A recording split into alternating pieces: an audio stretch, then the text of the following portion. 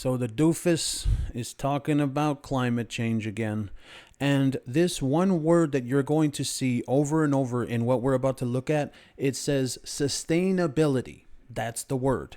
Now, the way that they're trying to use it is they're trying to use it as something where you and I want to choose travel options such as planes or, buses, trains, whatever, and hotels that are sustainable, right? But ultimately, the only thing they mean when they say sustainable is companies that they approve of and they label sustainable.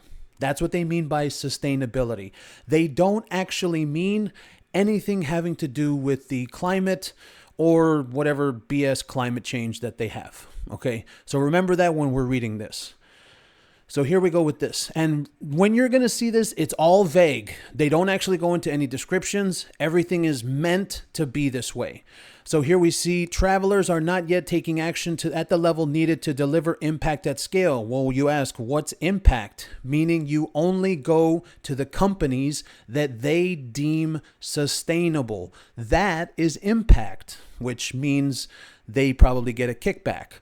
So this is 30% of UK travelers and 42% of American travelers considered accommodation providers' sustainability efforts. Okay. So are you saying that I need to go and look up a hotel that doesn't throw away their napkins and reuses them? Because essentially that's what that word is supposed to mean. Sustainability is something that you can use over and over and over. It sustains itself, but that's not what they're talking about. All right, the next one, 13% of UK and 18% of American travelers factored this into their decisions. Yes, because nobody cares. Because ultimately, sustainability is not what it actually means. The industry demonstrates widespread commitment for continued action on sustainability. They still don't tell us what it means.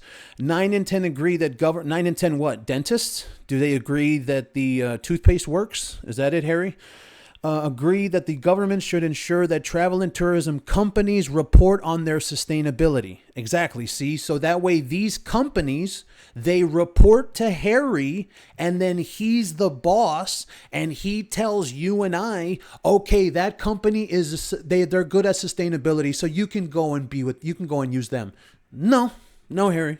And that's why they're doing this. And look at the next one, ESG. We all know what ESG. It stands for environmental, social, and governance. That's literally one of the most evil things to have happened in the last 10 years. We saw it take over the stock market. We saw it take over society for a very little time, and it ruined everything. Why? Because all they care about is being morally superior and telling you and I, oh, well, don't use that company. No. They're not sustainable. You see, and that's what they're doing here. And if you notice what we're reading, no descriptions, right? Why aren't they describing anything to us?